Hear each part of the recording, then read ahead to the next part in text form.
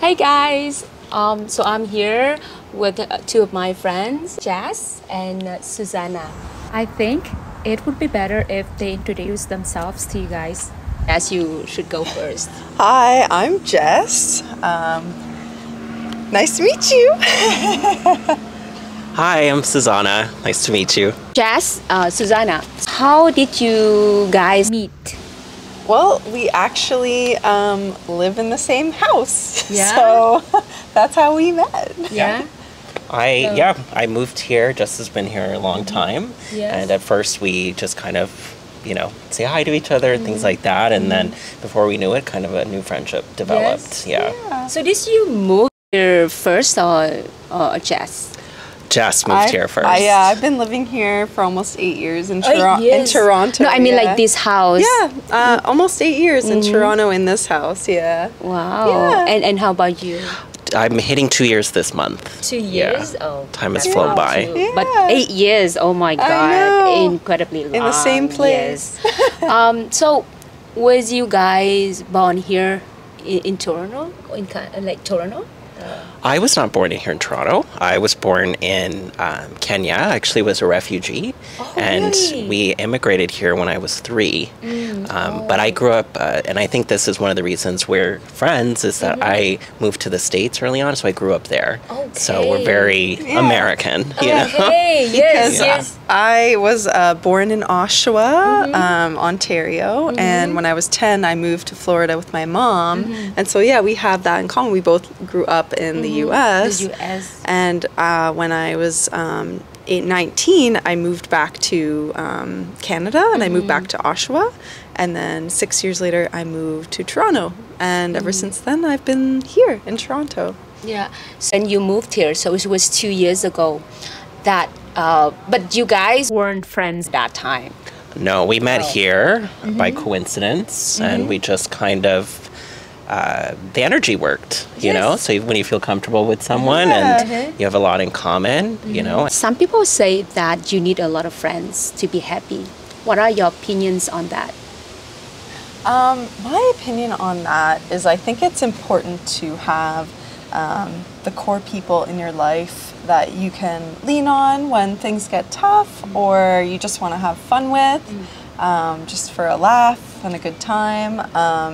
And I don't think you need, I think quality over quantity is very important. I'm with you on that, yes. Yeah, because I find that when you have the quality friends, you know, you can have them for a lifetime. And I think it's important you can really connect and grow together.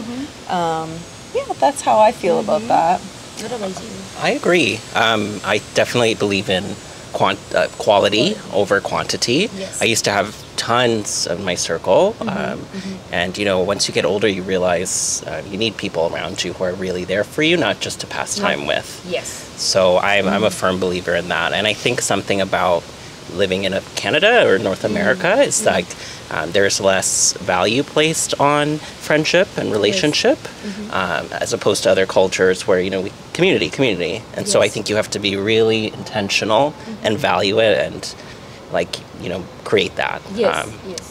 And look for that quality. And that's where you have to build those meaningful relationships with people that you trust. So then, you know, they won't necessarily take advantage of you. They're people that you know that have your back and have your best interest at heart. And I think it's just so important to really nurture those relationships that you have in your life that are with people that are quality. Yes.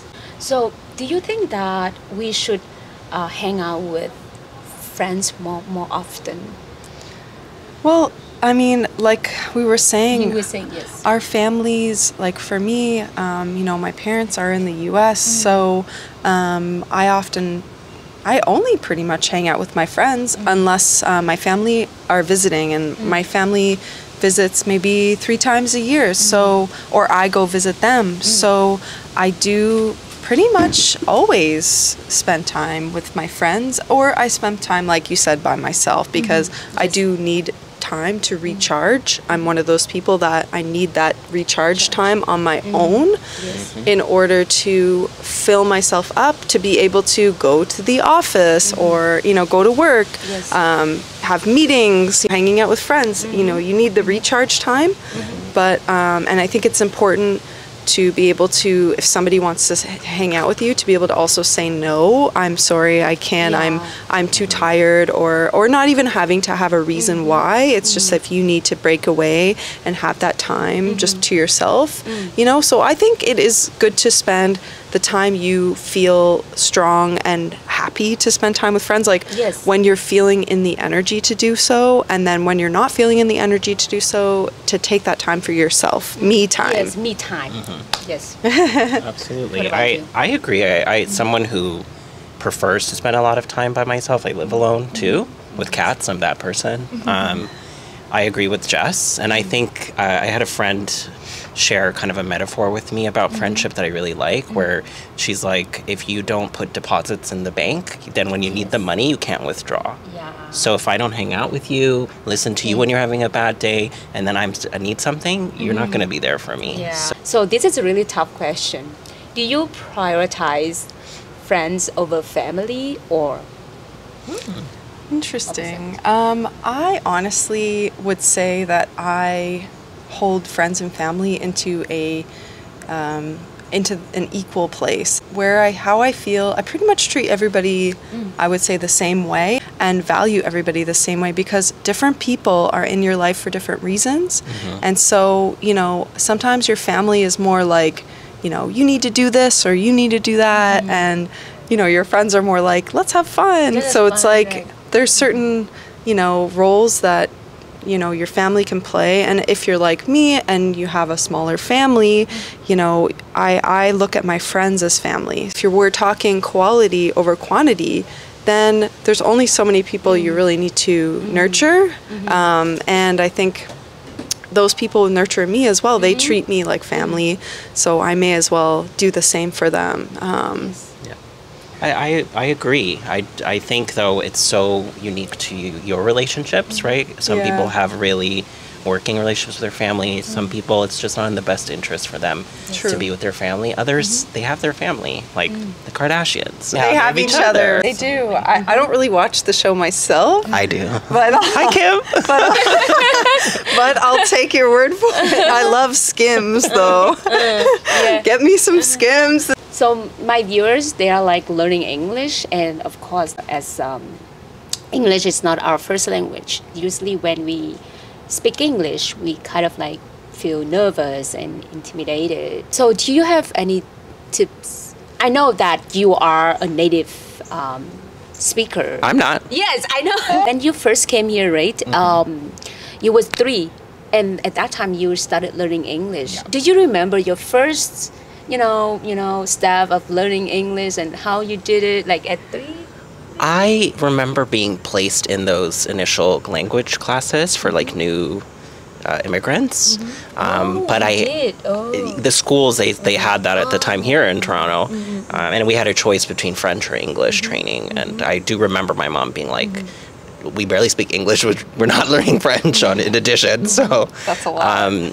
I definitely remember it being difficult, and all my family is second language learners. So I speak to my mother in English, but she speaks to me in Amharic, her native language. So it's definitely challenging. But one thing I've learned is like if half the battle is nerves.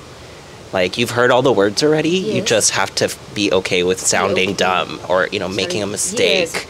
Then you'll be fine after that. Everything, right? You have to be confident. Just to go with the flow. Exactly. Right? Yes. Jess? Since I started learning English seriously, Jess was there for me and supporting me. And I find like with English, I honestly think it's so impressive if English is not your first language. So you already know a different language, right? And then you learn English. Then you know 2 languages. That you've got more on me. Like, I was born in Canada, so naturally I learned English. And I get so impressed when people know more than one language, because if I was going to go learn a language, I would be very challenged.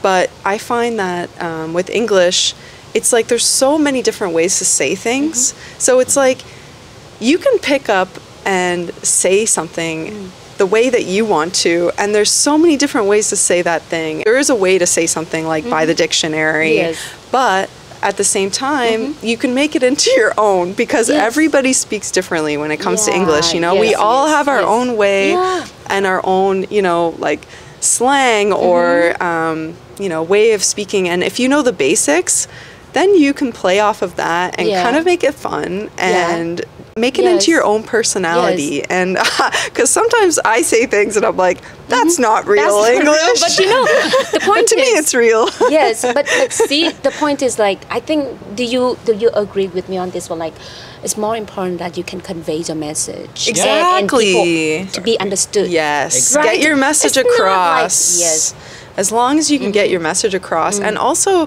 things like body language, you know, your tone of voice, you know, your facial expressions, like all of those types of things also play a part in when you're speaking. Thank you so much for being in my videos and contribute to my journey and also my viewers' journey of learning English. I am incredibly happy that you guys are here. Well, I'm so excited to be part of this. It's been really fun. I'm so happy that everything's going well. Your English is amazing, honestly. Thank you so much. I think it's better than mine at this point. And thank you for having us here today. And hello. Thank you for your kind spirit. You know, always got to keep that regardless of what language you're learning. Exactly. Yes. Yes. Bye. Thank you. Call me Kim.